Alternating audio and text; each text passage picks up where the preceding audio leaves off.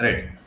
So this was the objective in this chapter, and we learned concepts like electric flux, Gauss law. So we saw different kinds of law, Coulomb's law and Gauss law, right? We saw how to calculate the flux for a given charge distribution and other parameters.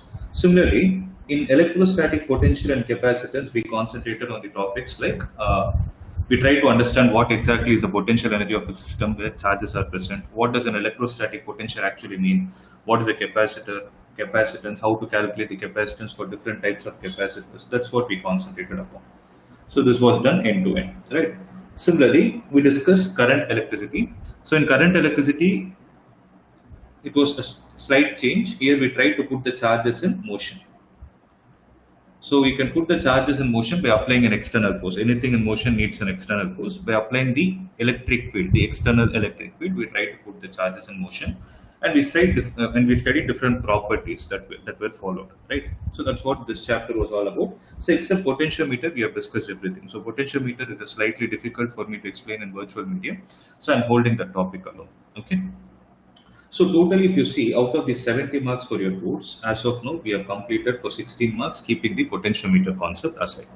Now, what I'm going to do is I'll go to the next chapter. Actually, I told ray optics, I was supposed to do the ray optics before the holidays, but due to some time constraints, I couldn't work on it. So instead, what I'll do is I'll go in the order of the book itself so that the flow is not lost. Okay. Now we will be discussing about the magnetic effects of current and magnetism. That is what the unit 3 is. In unit 3, there are two chapters basically. One is called as moving charges and magnetism, and the fifth one is called as the magnetism and matter. Let's try to understand what is the difference between both. Okay. So if you recollect the concept, if you recollect the chapters from your 10th standard, if you go and revisit it, there are the chapters that you would have learned is you would have learned current electricity in the name of electric current. Then there was a chapter called as magnetic effects of current. If you remember, there was a chapter with this name, magnetic effects of current. The same chapter extension is what is this? It is the same thing again we are going to discuss. Only difference is going to be there the theory was given, the reasons were not given. Here we are going to see the reasons along with some mathematical expressions. That's what we are going to deal in the moving charges and magnetism. As the name suggests, what do you mean by a moving charge? So what does a moving charge constitute to? Moving charges constitutes to electric current, right? So when electric current is there, there is going to be a magnetism around it. That's what the motto of this chapter is. Okay, so the name of the chapter is moving charges and magnetism, or in other terms, you can also call it as a magnetic effects of current. So both mean the same. So what I'm going to do is I'm going to show you a small simulation of what exactly is going to happen in this chapter. So just observe. So I have a simulator here. So, okay.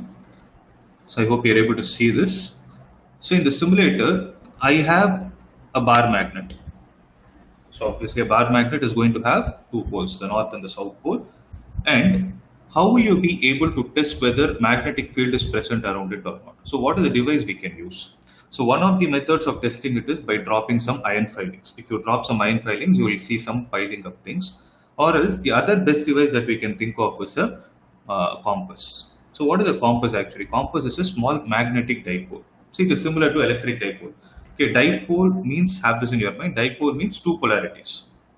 Okay, if the dipole is formed due to the charges, we call them as electric dipole. If the dipole is formed due to the magnet, we call it as a magnetic dipole. As simple as that.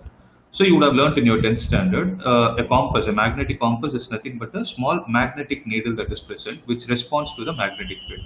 Now recollect this concept.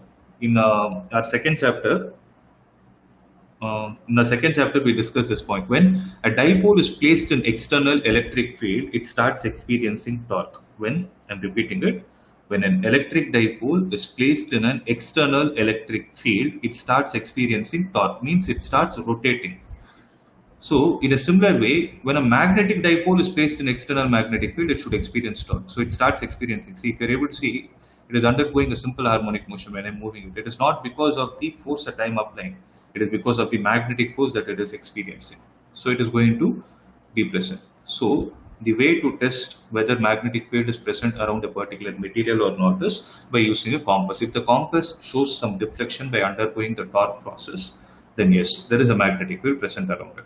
But As I told you in this chapter, our concern is not about permanent magnets. The concern is all about temporary magnets. So what do you mean by temporary magnets? They are also called as electromagnets. The question is, how do you generate electromagnets? Very simple. You take a wire and connect the wire across any electrical source like a battery or a cell or whatever it is. Once the current starts flowing within that particular conductor, you can say that magnetic field is present around it. Now, how do we see that? That's what I'm going to show you. So, I'm going to the tab of electromagnet. Here, if you observe, there is a source which is connected to a coil. If you see, those blue colored dots which are present in the coil are called as are the electrons, because we know within a conductor electrons constitute to the current, electric current. Am I right? Now, if you see, there is no battery connected. According to the simulation, we have connected 0 volts. That is why if you see, the electrons are not moving. See,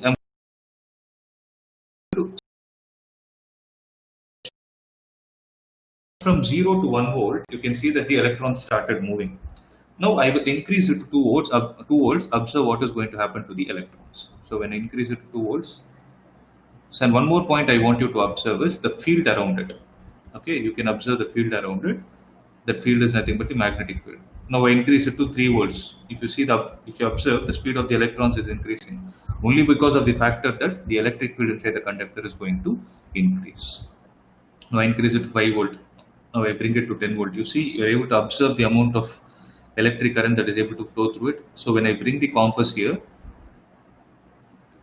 I'm going to change the direction. See, observe what is going to happen to the compass. So the compass is showing that there is a magnetic field present around it. So here the compass is at rest, such that the north pole, the red color one is the north pole. The north pole is facing to the right. So when I move this, observe what is happening. Nothing. Whereas when I take it to the left, there is a torque of exactly 180 degrees that is getting created, which is pushing the north pole to the opposite side.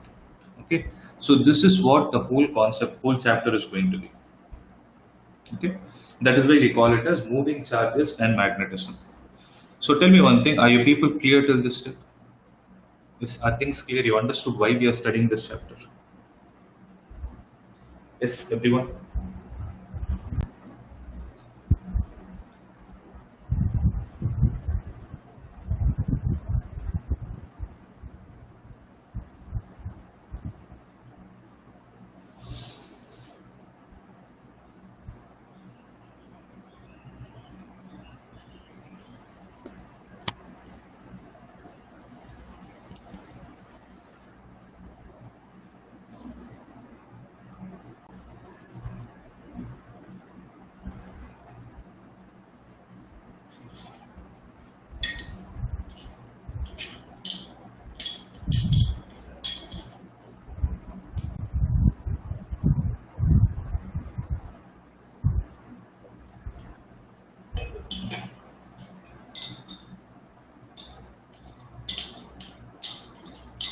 Are you there?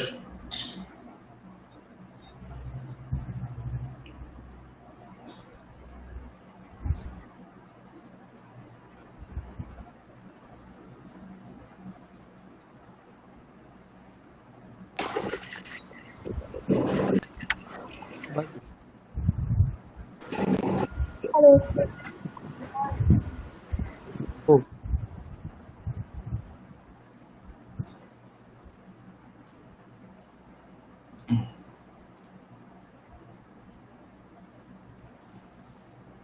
So everyone clear? I'm just waiting for your response in the chat box. If you're clear, we can proceed to the next part of the chapter.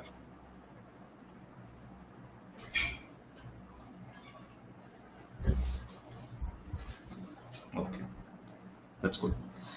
So we will start. So as I told you in this chapter in your 12th standard, we are going to see or try to make an effort to find out what is the reason and what is going to be the value of the magnetic field that is getting generated at different places. Okay. So observe. So this notes I'll be sharing it with you. So the first observation that electric current will generate the magnetic field around it was done by a scientist named as Oyster. So he was the first person to make this observation.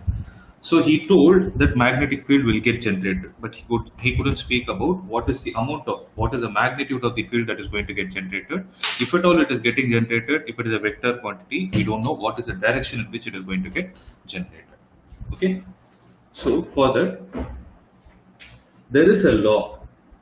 So I'm going the order of this. So there is a law which is named as Biot-Savart's law, and so they were the first people to give the mathematical equation to calculate the magnetic field due to a current carrying conductor at a point. Okay. So what exactly happened is, if you read the story, you will understand. You can make a notes later. So Biot and Savart in Paris came to know that Oester's above mentioned discovery, from the analysis of the experimental studies, presented a law for magnetic field produced due to the electric current element in the following form. So what they did is, from the Oester's observation, they wanted to give a mathematical expression to calculate the intensity of magnetic field due to an electric current carrying element at different points around it. Okay, that's what the topic is all about. So if you look at the statement, it goes like this. So the statement is the intensity of magnetic field. The intensity of magnetic field is represented with the symbol B. Okay, if it is a small value of the magnetic field, then you use a differential coefficient D. So the intensity of magnetic field due to whom? Due to an electric current carrying element, ideal, at a given position vector r vector with respect to the electric current, is given by this particular formula. So let me put it in a different statement. Take your notes and make a note of it.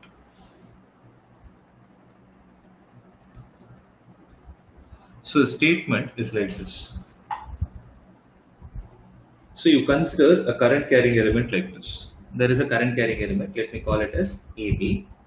Okay. Let's say it is connected across a potential source and the current is going to flow in the upward direction.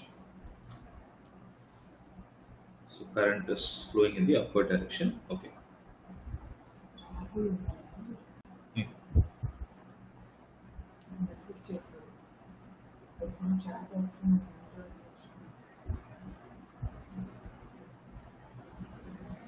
One minute.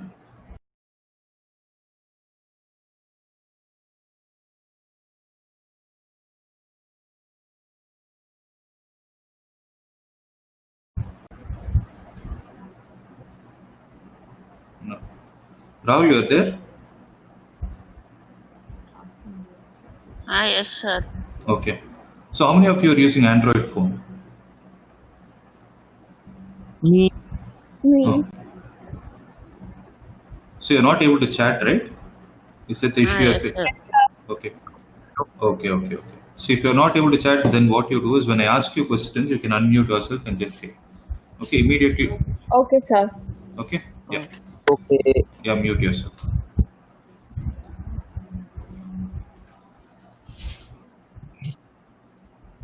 So when you have a current carrying element like this, when I say current carrying element, it is going to be a small element dl which is present on this particular surface. Okay, visualize it clearly. Now what I'm doing is, this is a wire, AB is a wire which is having some random shape. In that wire, there is a current which is flowing from A to B.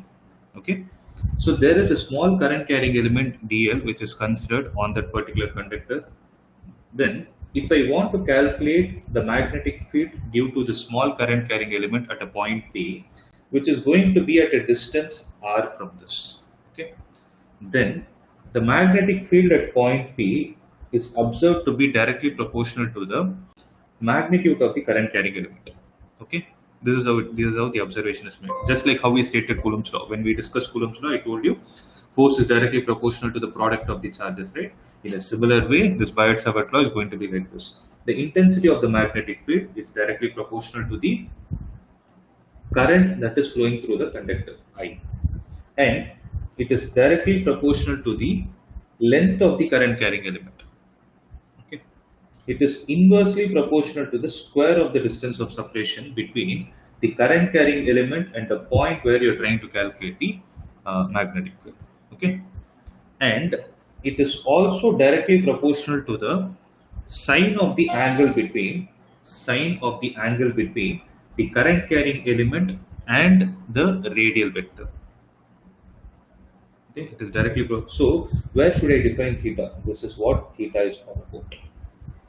Okay, So how to know which should I take it as theta? You might get a doubt in your mind. Why don't I take this as theta? You're not supposed to take this. I'll tell you the reason. This is wrong. And the reason for it is you should always take the direction in which the current is flowing. So the current is flowing in the upward direction.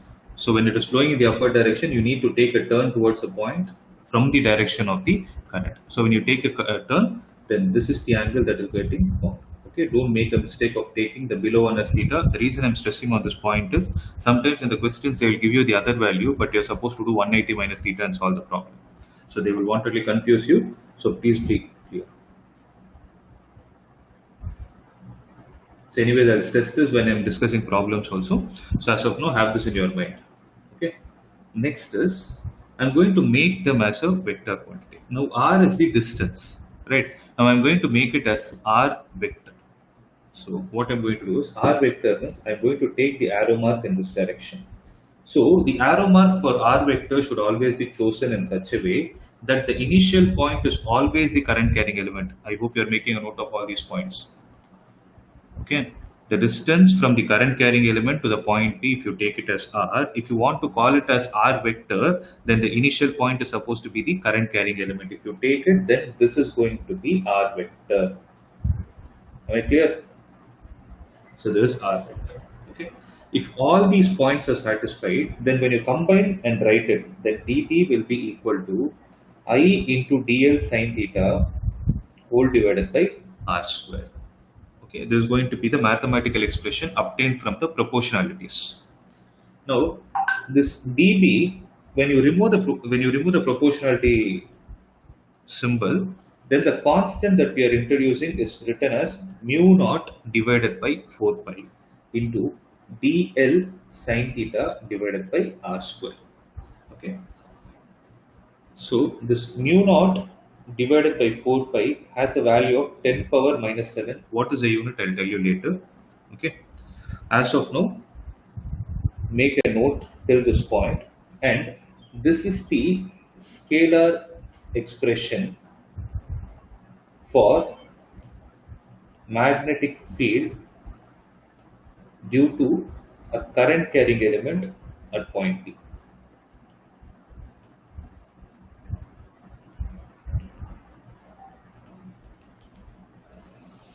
Due to the current carrying element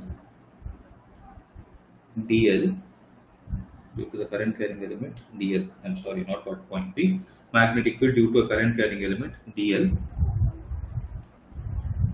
at point P.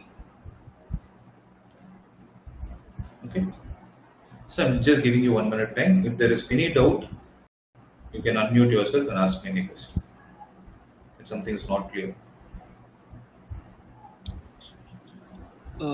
Sir, what is I'm Naveen here. Naveen, tell me. What exactly is the r vector, sir? I didn't really get it. R vector is a distance. To put it in very simple terms, R vector is the distance between DL and point P.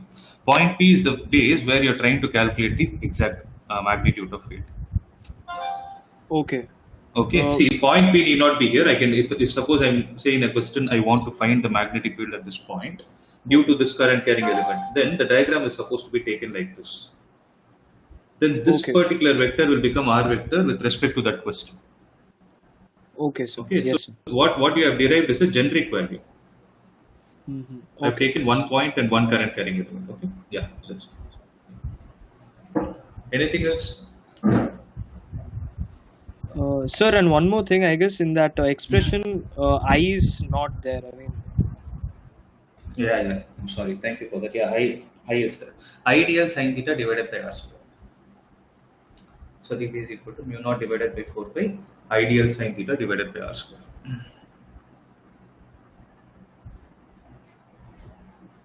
Okay. So what I've written here is the scalar expression. Now to make it a vector expression. So if I want to write the same thing in a vector form, because magnetic field is a vector quantity, we know that. So what is the direction of magnetic field? It is always from the north pole to the south pole outside the magnet, and it is from the south pole to the north pole inside the magnet. This you would have learnt in your lower grades, right? Now, how I am going to write it in the vector form is, since sine theta is involved, look at the idea. No? Since sine theta is involved, sine theta is obtained as a result.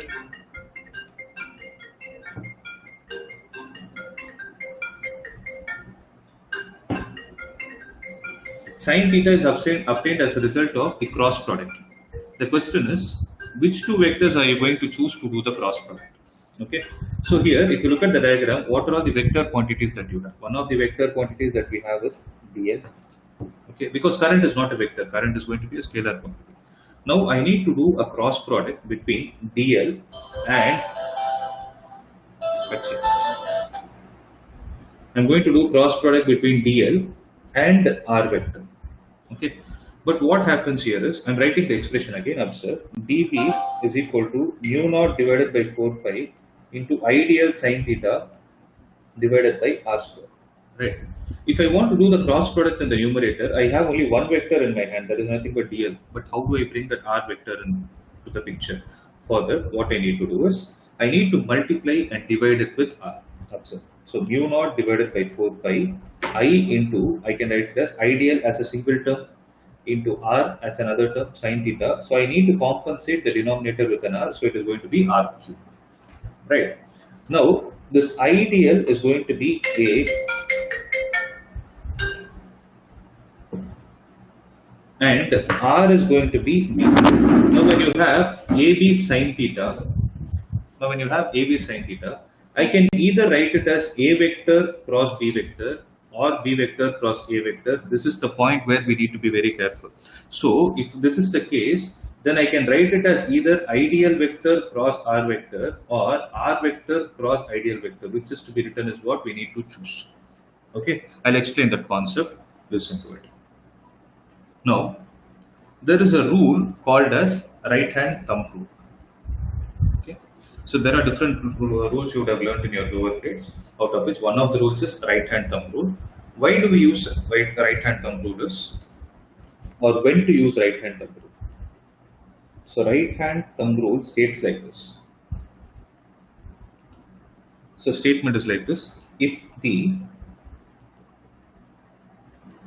thumb of right hand, so make a note of it, if the thumb of right hand is extended in the direction of current. Okay, if the thumb of right hand is extended in the direction of current, then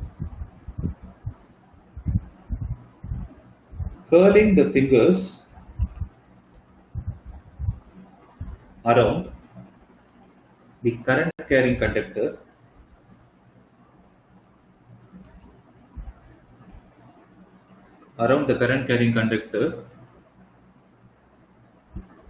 as if, or I almost like this, current carrying conductor in the direction of holding it. In the direction of holding it is called, is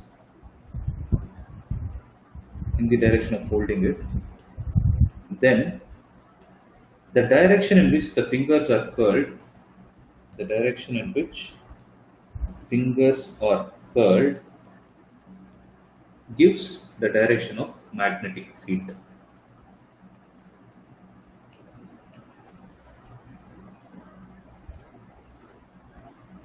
Okay, this is a very, very important rule.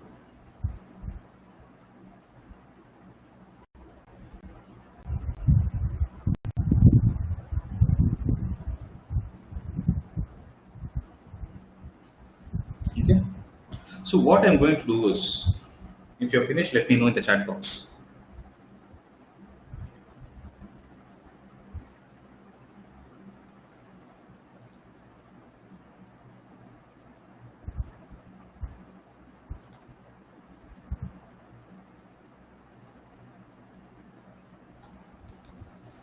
Just make a note.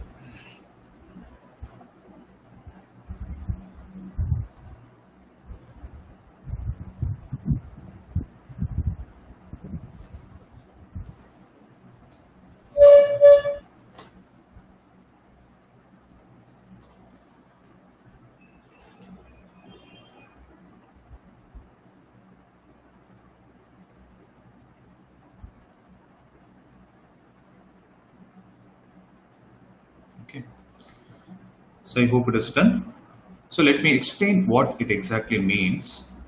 Now I'm going to link this concept to the concept of cross product. So I want to give you a basic introduction of cross product also, though we have discussed this in the concept of torque experienced due to an electric dipole. I'm just revising that again. So cross product. If you do A vector cross B vector, it is going to be magnitude of A vector into magnitude of B vector into sine of the angle between them multiplied with, if you write only till this step, it is wrong. Okay, you need to add an important term to it. That is nothing but, so magnitude of A vector into magnitude of B vector into sine theta. You need to add an n cap to it. What does this n cap represent? N cap represents a unit vector which is normal to both A vector and B vector. I will explain what it is. Okay. So it is going to be unit vector which is normal. Normal means perpendicular. Perpendicular to whom? Perpendicular to both A vector and B vector. Okay. So let's see and try to apply this concept. Okay, one more point I want to say is this also you would have learned. I cap cross I cap is 0.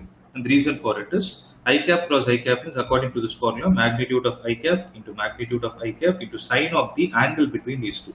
The angle between the vector and itself is going to be 0 degrees. And we know that sine 0 is going to be 0. That is why I cap cross I cap is 0. Similarly, if I do I cap cross j cap, then what do I get? Magnitude of I cap into magnitude of j cap into sine of the angle between them. What is the angle between I cap and j cap? Obviously 90 degrees. But what else is important? This point is what is important, the n cap. So here, what is going to be the n cap? Can someone tell me? Those who know the answer can unmute and sit there.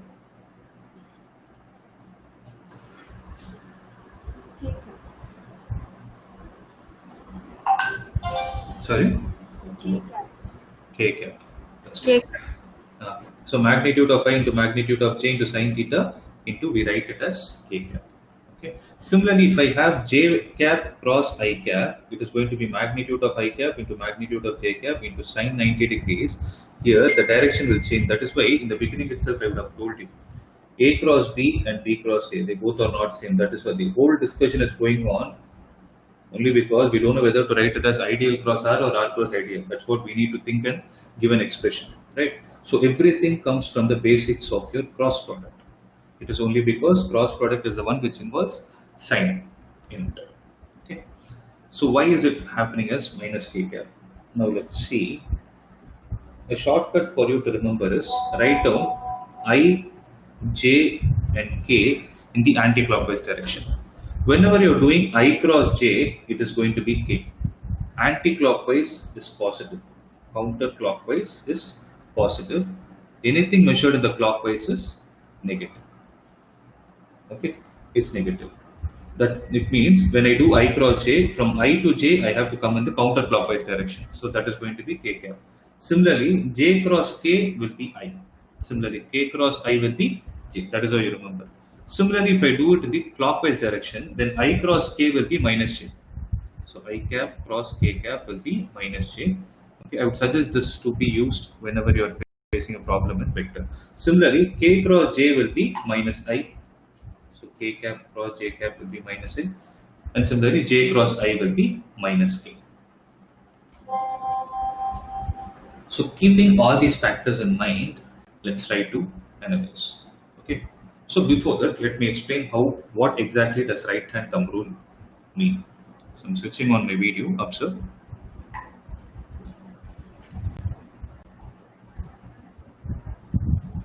So if you observe, if I take this as the current carrying conductor, okay. So there is a current carrying conductor due to which I'm trying to calculate the magnetic field at this point. I'm interested to calculate the magnetic field at this particular point. Now I'm taking a small element dl here. Okay. So the point P is here. So this distance is what is R, and the current is flowing in the upward direction. There is a small element dl. Now I'm going to show you the right hand thumb rule. Okay. What does right hand thumb rule means? I'm showing with respect to me. So since the current is flowing in the upward direction, okay, I'm repeating it. Since the current is flowing in the upward direction, what does right hand thumb rule state? You can look at your notes. If the thumb of the right hand is extended in the direction of current, so with respect to this, the current is in the upward direction. So right hand, thumb in the upward direction, and curl your fingers in the direction of holding it. So I keep it like this. I curl my fingers as if I'm going to hold it. So if this is the point, at this, so if this is the current carrying conductor, at this point, what will be the direction of magnetic field? That's what is important. Okay. So when I curl my fingers, see my fingers are facing in this direction. Means at this particular point on the left of the conductor. Okay, on the left of the conductor, the field is in the backward direction, whereas on the right of the conductor, if I take any point on the right of it, I can observe that it is in this direction. Okay, that's what this right hand thumb rule actually states. Okay, I hope you are able to visualize this. Right. Similarly, when you have, why is this I cross J? What exactly do we have to do with cross products? That also I'm going to explain.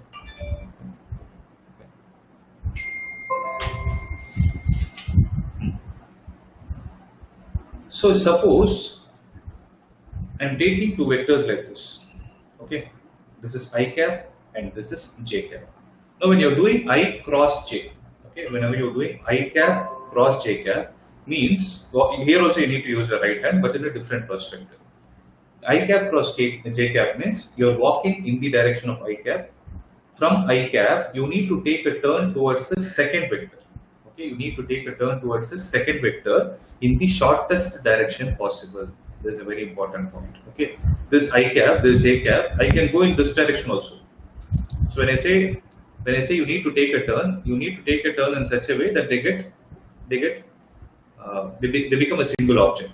Okay, if that should happen with respect to this diagram, I need to curl it in the anti-clockwise direction. So after you find the direction for cross product, what you need to do is when you curl the fingers of your right hand in the direction of the cross product, that is from the first vector to the second vector, then the thumb shows you the direction of the resultant. So the thumb will be towards me.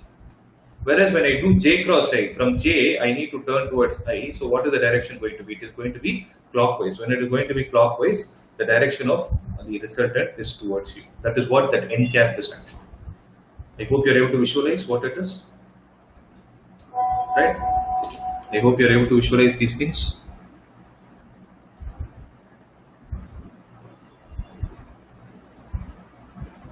Yeah, Sachin. That is the only factor I can't help.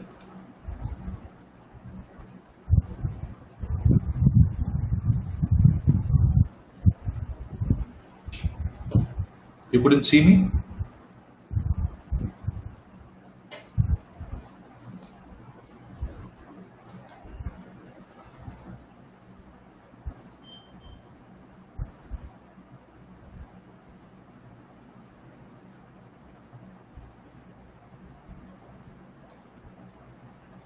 Others, are you clear with what I showed on what I explained?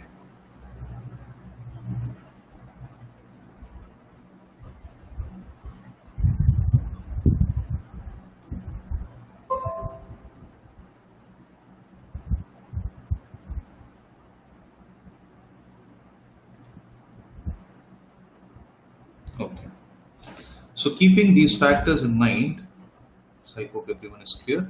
So keeping these factors in mind, what I'll do is I'll write the expression for Biot-Savart law in vector form. Now observe this clearly. So this ideal taken as A and R taken as B, I'm going to write the expression as mu naught divided by 4 pi into, this is written as ideal vector cross R vector, the whole divided by R cube. This is the expression for magnetic field in the vector form. Okay, this is the expression for magnetic field in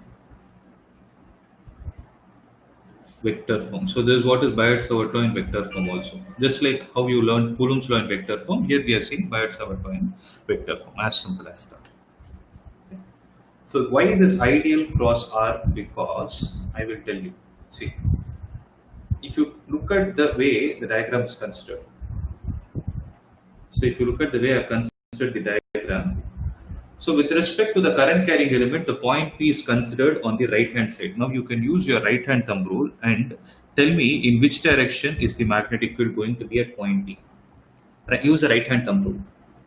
Okay. At point P, due to this current carrying element, what is going to be the direction of magnetic field at that particular place? So I'll give you two options. Is it into the plane, or out of the plane? So which one is right?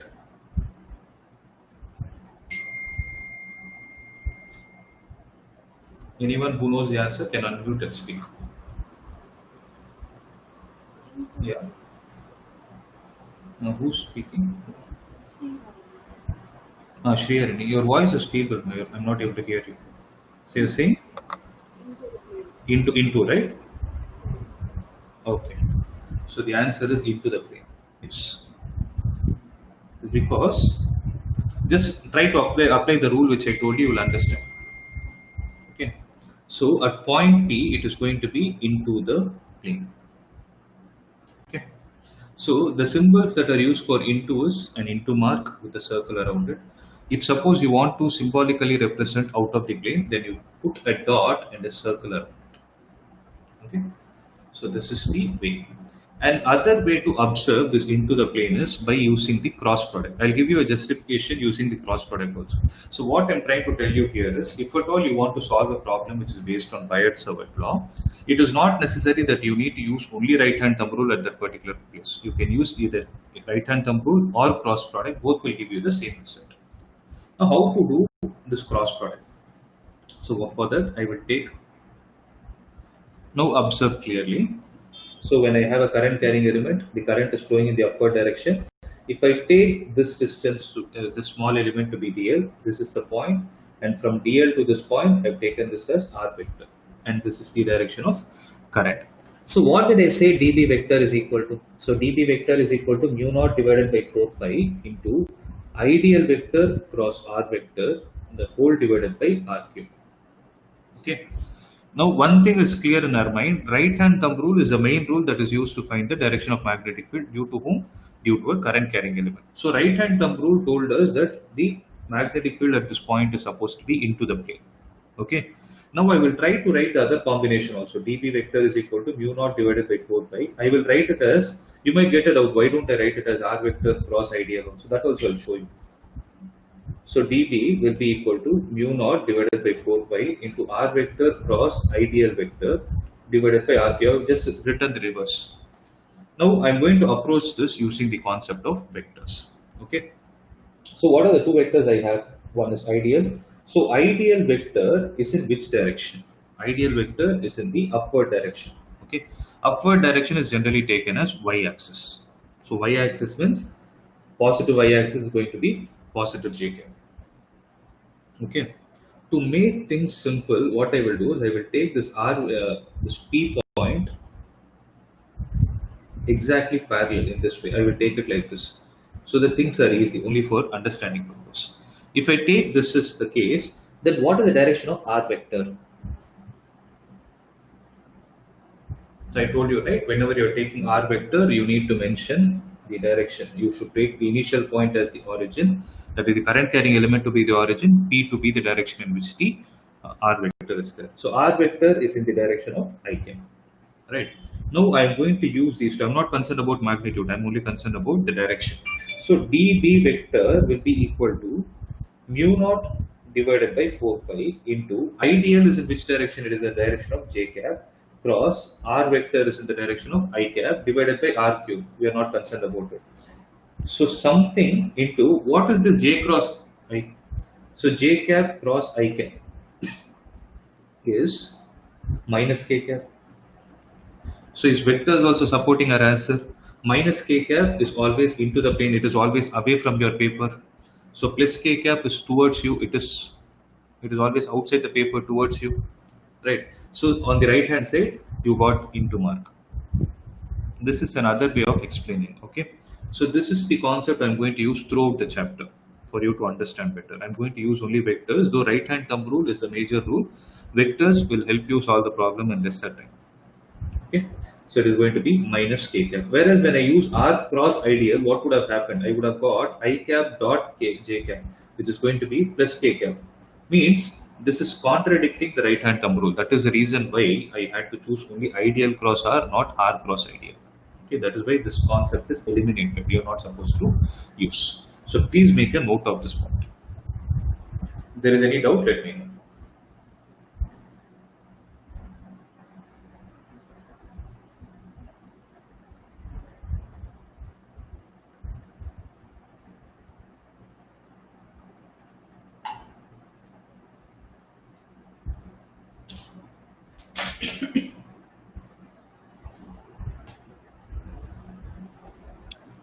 Sir, Yeah, who's this? Naveen here. Sir, if we use I cap into J cap, we get it as K cap, so it means that we are getting No, it we are getting k cap, but what does right hand thumb rule tell us? The answer should be towards the it should be into the plane. into the plane. Okay. Into the plane, right? But what is this vector? But this expression is trying to tell, if at all I take the expression as r cross dl, then this is telling me that it should have been in the direction of k cap. But right hand thumb rule is more reliable. Okay. Okay. So for that to happen, then I should the only option that is left out in my hand is taking it as ideal cross r, not as r cross ideal. Okay. But one thing you need to make sure is denominator should be r cube. Everyone, please make a note of it. It's not r square. It is r cube. When you write it in the vector form, whereas in the scalar form, it is r square. Others, any doubt?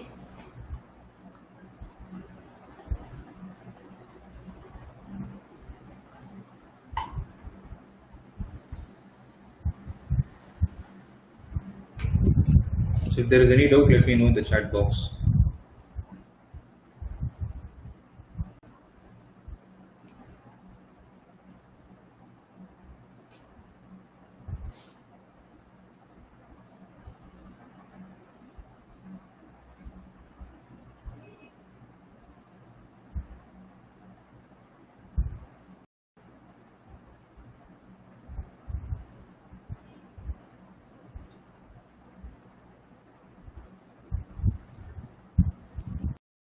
So chapter C.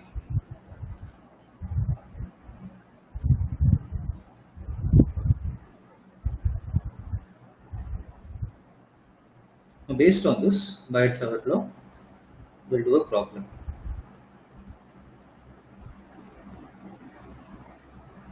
So Bayes-Savart law, if you open your textbook, it is in page 143. Okay, there is a problem that is given here. Example 4.5. If you have a textbook, it is fine. If you're not having, you can just read the question here. I will solve it here itself. So example 4.5. So I'll read out what it is. An element delta L, it's not 1, it is delta L, is equal to delta x I cap is placed at the origin. So the element is taken to the origin and carries a large current I is equal to 10 amperes. So it is carrying a current of 10 amperes as shown in the figure. What is the magnitude of the field on the y-axis at a distance of 0.5 meter? Consider the value of delta x to be 1 centimeter. Okay. See, since we are doing in this chapter, yes, you know you are going to apply Bayes-Savart law. But looking at the question, how will you know? You're supposed to apply Bayes-Savart law. It is only because he is asking you the magnetic field due to a current carrying element. Because magnetic fields can be calculated in different ways also.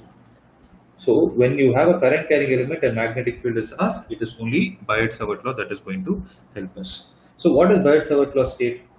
It states, see, Bayes-Savart law is not written as B. Don't do this mistake. B is not equal to mu naught ideal cross R divided by R cube.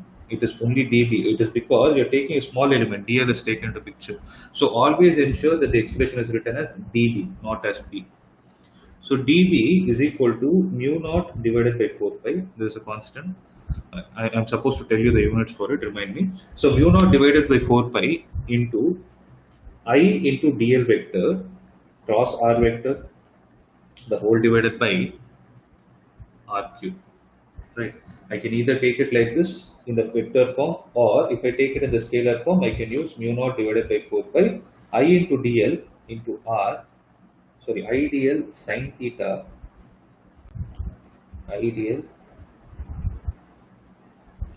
sine theta the whole divided by r square. Okay, whichever you take, you are going to get the same answer. Let me use both the forms so that you will understand better. Whichever is comfortable for you, you can take it. So I'm going to do it in the first form. dB vector is equal to mu naught by 4 pi. I'm not disturbing it. Okay, I is how much? So the value of I that is given is 10 into what is the value of dl? dl is nothing but delta x. So delta x is fine, but what is the direction of this delta x? That is important. So the direction of delta x is in I cap. So it is going to be delta x I cap cross. I'm using the first one. Okay, I'm using the vector form cross. And one more thing, don't call it as into, call it as cross. So cross, what is it? R vector. So what is the direction of R vector? R is in this direction because this is considered as the origin. The element is considered as origin. He himself has given us the question. Sometimes they will not give you, but that is how we are supposed to do. So R vector is going to be how much? It is going to be 0.5. It is SI unit meter into which is the direction? It is going to be j cap. Okay. The whole divided by r cube, that is going to be 0.5 the whole cube. Okay. So mu naught by 4 pi is 10 minus 7 into 10 into delta x is how much? Delta x is 1 centimeter, that is 10 power minus 2 meter into, and bringing the 0.5 the whole divided by 0.5 the whole cube. Now the question is, I need to do I cross j. What is the direction of I cross j?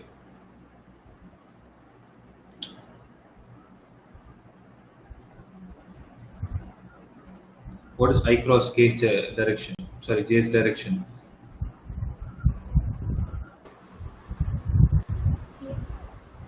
It is k cap. Remember, whenever you forget, no, take this I, j, and k. I cross j is nothing but k cap. Okay, you take it as k cap. That is why if you observe, the direction is here is given with a dot and a circle. I told you just now, dot with a circle around it is out of the plane. K cap is towards you. Okay. 10 power minus 7. So 1.5 gets cancelled. It is going to be 0.5 the whole square. So 10 into 10 power minus 2 is 10 power minus 1. 10 power minus 1 into 10 power minus 7 is 10 power minus 8 divided by 0.5 can be written as 5 into 10 power minus 1 the whole square in the direction of k cap. That is going to be 10 power minus 8 into 10 power minus 2 the whole divided by 25 k cap. Whatever is the answer, write it down. So 100, I'll make it as 100 or 10 power minus 6, right? Sorry, 10 power minus, so this 100, so it goes 4 times. So answer will be 4 into 10 power minus 8. And remember, the SI unit for magnetic field is Tesla. This is the SI unit for magnetic field, Tesla. Okay, it is named after a scientist, so the symbol will be capital T. So 4 into 10 power minus 8, Tesla is the answer. So just give you 2 minutes time, make a note of this.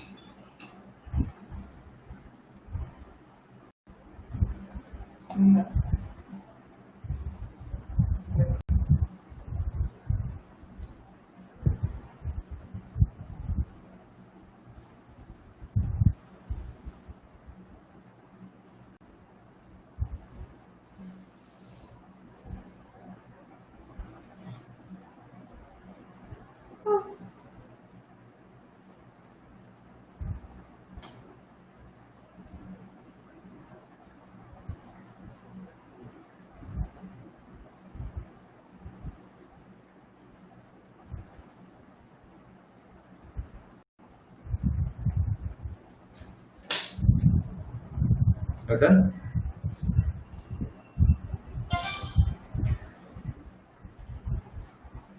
So assuming you have completed it, I'm going to show you the second method of solving the same problem.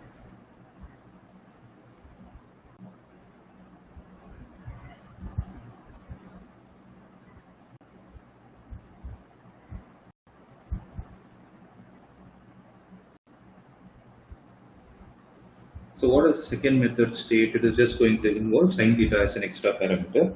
So dB will be equal to, again, mu naught by 4 pi is going to be 10 power minus 7.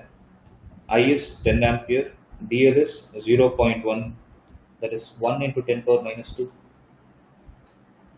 10 power minus 2 meter into, what is going to be sin theta? Sin theta is the angle between both. Angle between whom? The dl vector and the r vector. That is going to be sin 90 degrees, the whole divided by r square. That is 5 into 10 power minus 1, the whole square. So it is going to be 10 power minus 6 into 10 power minus 2 into sin theta is going to be 1. The whole divided by 25 into 10 power minus 2. So 10 power minus 2 goes up as, so this and this will get cancelled, or else you can do it in the same procedure. 10 power minus 2, this is also 10 power minus 2, it goes up. So 10 power minus 8 into 100 divided by 25, this will cancel 4 times. So answer will be 4 into 10 power minus 8 Tesla. So this is the required answer. So in both the ways you are going to get the same answer. But how to, if suppose you are using the scalar method, then how to find the direction is by using the right hand thumb rule.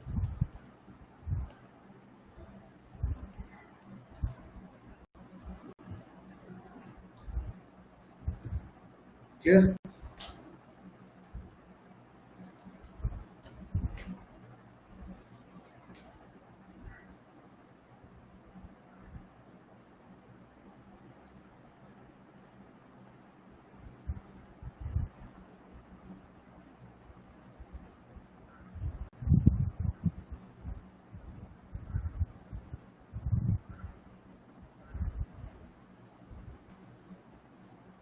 So is everyone clear?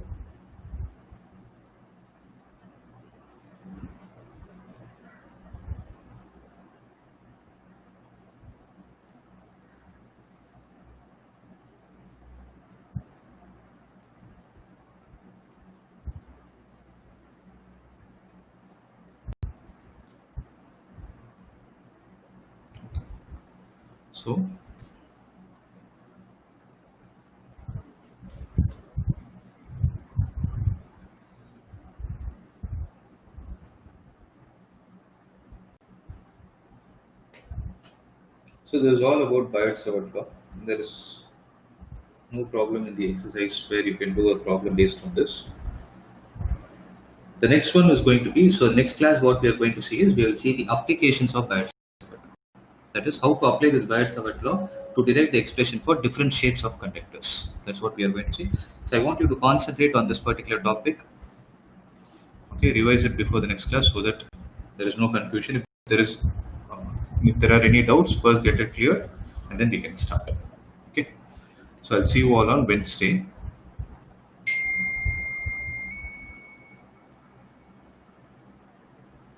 Okay, yeah, so I'm ending this session.